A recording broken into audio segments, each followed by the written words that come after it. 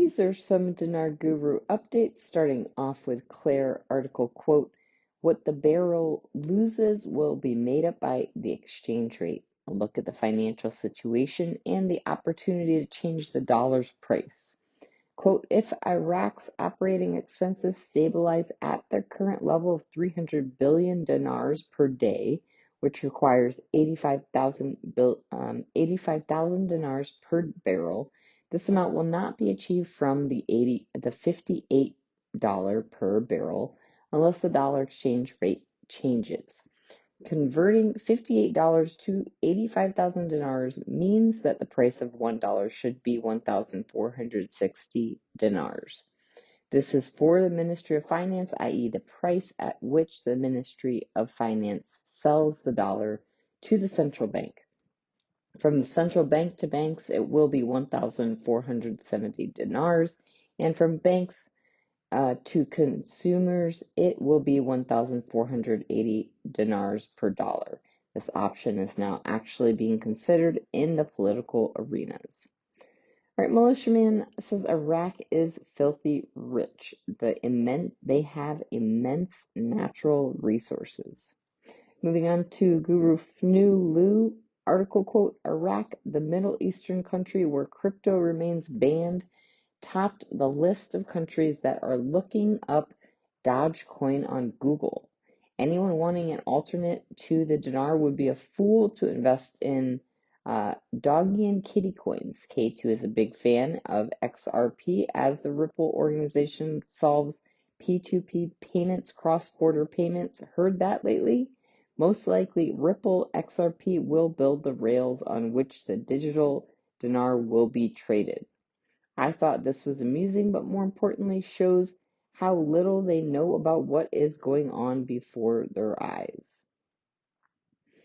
All right, Frank26 says, "In my opinion, the Iraq dinar is not a secret. Banks that were very touchy, very sensitive, didn't want to say a single word about it, have no problem with talking about it now.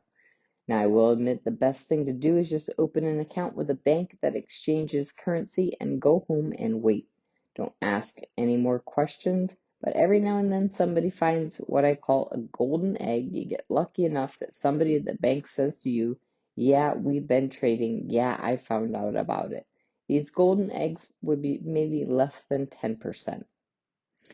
Sandy Ingram says Iraq is getting ready to go big. We do not know for sure when their plan is for the value of the IQD, but we do know investments more than likely will lead to massive profits due to the Development Road project." Caparoni has an article quote, "Rentier no more, Baghdad's 17 billion gamble on development road."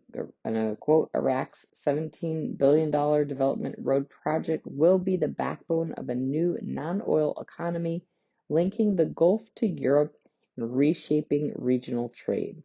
Iraq has functioned as a rentier economy, deriving over 90% of state revenues from oil exports.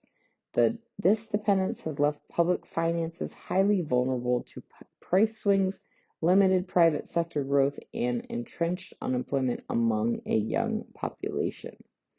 Right, Militiaman says reassurances are important because they need the public.